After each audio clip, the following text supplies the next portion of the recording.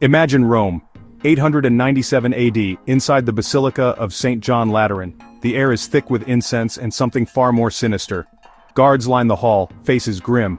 At the front on a throne sits a corpse, Pope Formosus, dead for 9 months, now on trial. This is the Cadaver Synod, a real event. Pope Stephen VI presides, his hatred for Formosus clear.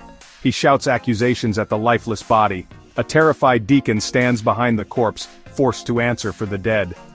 The spectacle is grotesque, a public act of revenge. Rome's most powerful bishops and nobles watch, stunned.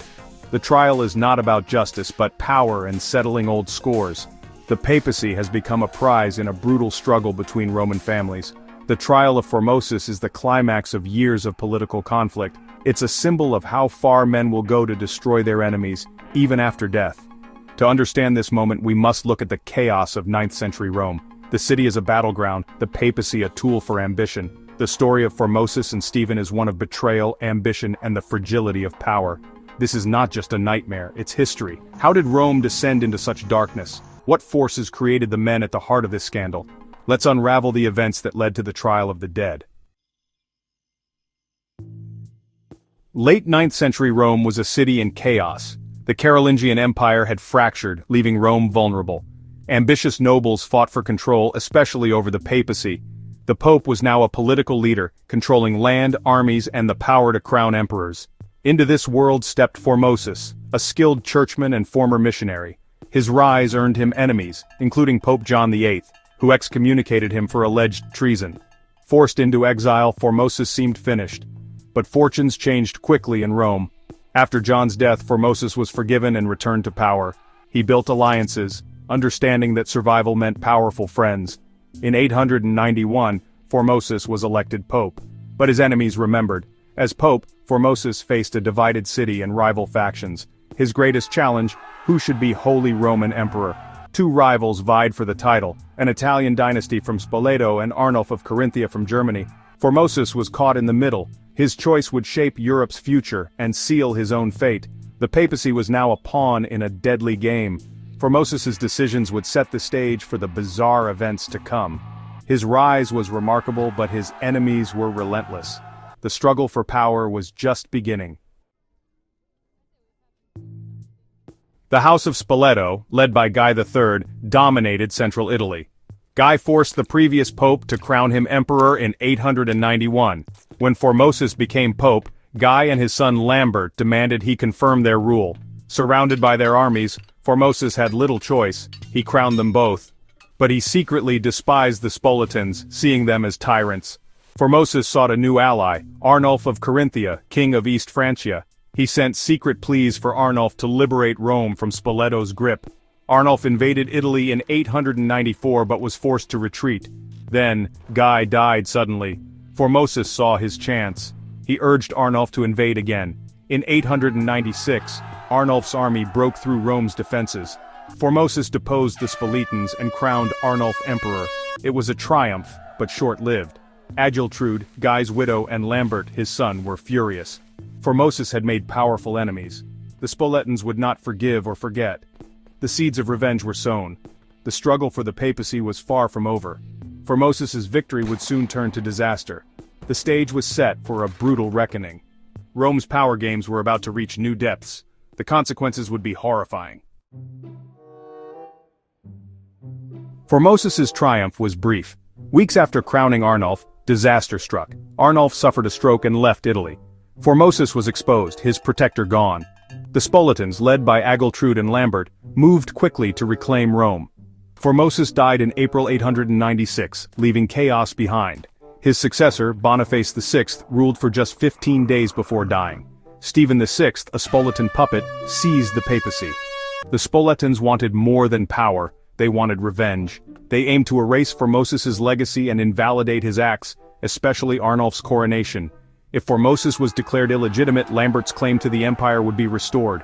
Stephen agreed to their plan, put Formosus on trial, even in death. The order was given. Formosus's corpse was exhumed.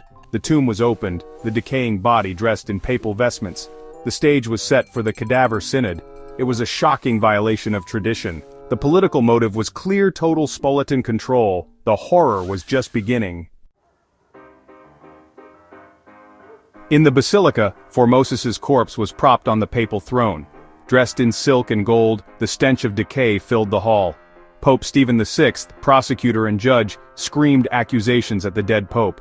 The main charge: Formosus had illegally become pope by switching bishoprics.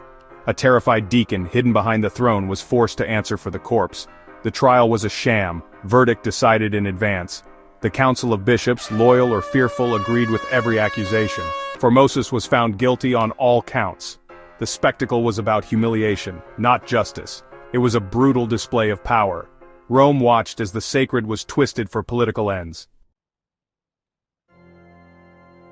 The punishment was swift and savage. Stephen ordered Formosus's papal vestments torn away, stripping him of office. He personally mutilated the corpse, hacking off the blessing fingers. This symbolically erased every act Formosus had performed. Chaos spread. Clergy ordained by Formosus saw their positions questioned. Arnulf's coronation was declared void. The Spoletans' goal was achieved. The corpse was dragged through Rome, jeered by a mob. It was dumped in a common grave, then exhumed again.